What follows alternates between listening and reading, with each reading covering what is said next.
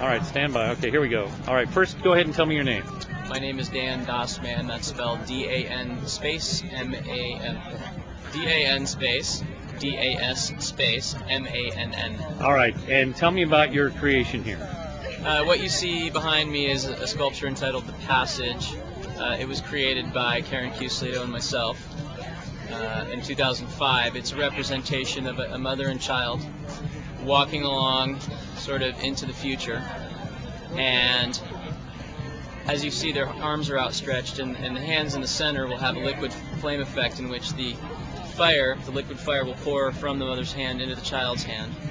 And it represents the idea that the mother is passing on her culture to her child. Now, behind the figures, you'll also see the footprints, which are on fire, and the footprints represent the place from which they came. If you look at the beginning of the footprints, you'll notice that it begins with one set of footprints and then diverges into two sets. What's really unique about the piece, or the two things I would say in particular that are unique about this piece, are first that this was a collaboration of about 100 people. At our studio, we offer free welding classes to anybody who's interested in learning how to weld and getting involved in the process. And after they go through the course, they're welcome to get involved in creating the project with us. The sculpture is made out of 100% salvage steel.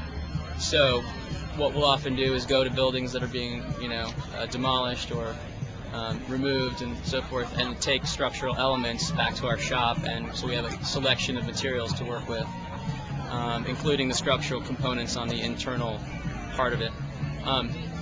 Additionally, what was the additional part? I don't remember. It's there okay. was something else, but I'll edit it. I'll make it look good. all right. So, how did this end up in Burien? Well, apparently, the way that this piece came to Burien was, as far as I understand it, something like this.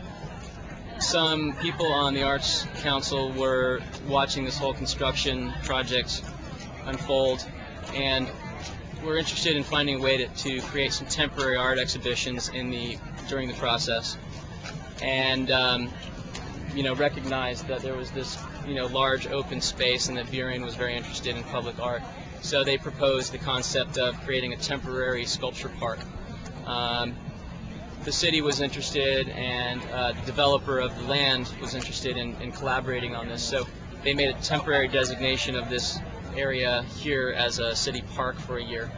And so during that time, this exhibition will sort of unfold. And ultimately, this is just one of many pieces that you'll see here. There are others that will come and go over the course of the time. So we were contacted and said, sure, let's do it. Great. Now, were you involved in the transport and the installation and all that? I think I've slept about 4 hours in the past week, but that's how it is.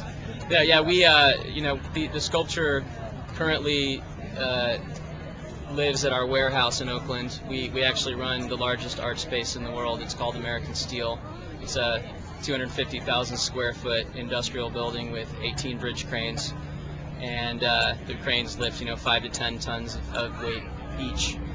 Hundreds of artists work out of the building, and then we also offer temporary art space for large projects that need short-term space. So basically the pieces live at the building, and we have trucks and cranes and all the kinds of equipment to install our work as well as others. Prior to this, had you ever heard of Burien? Unfortunately, I've never heard of Burien, but I think I'll always remember this moment in my life. Now, I know that it was installed in San Francisco by the Golden Gate. Is that right?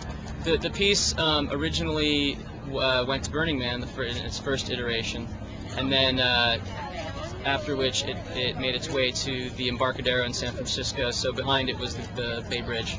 Okay. It was a 1.5 year long installation, also a temporary exhibition.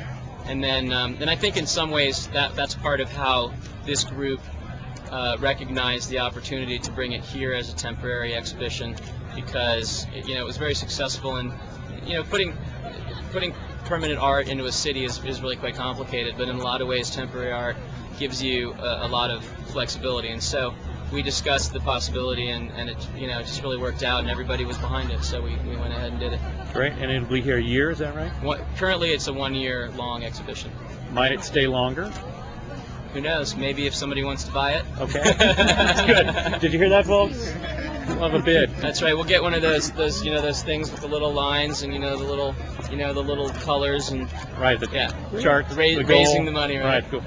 Great. Anything else you want to say about this or Burien or this piece or? Only that it's really exciting that Burien and people really around the country are recognizing the value of art to our culture, and I think that, to me, it's important for all of us to recognize that everything we do begins with this original concept of art, right? Whether we design a car, the way we lay out a road, the way we build a building, the graphic design, the advertising, it all is art, right? And so in a way, we're all supporting this huge nation of artists.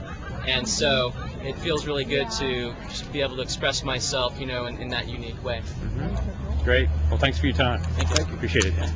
Good work. How far down is that going? It sits on these 2,000-pound concrete blocks, which are the bases are essentially capable of holding the pieces up, but because of earthquake structural requirements, we have to add the concrete. So we built the blocks and laid them in.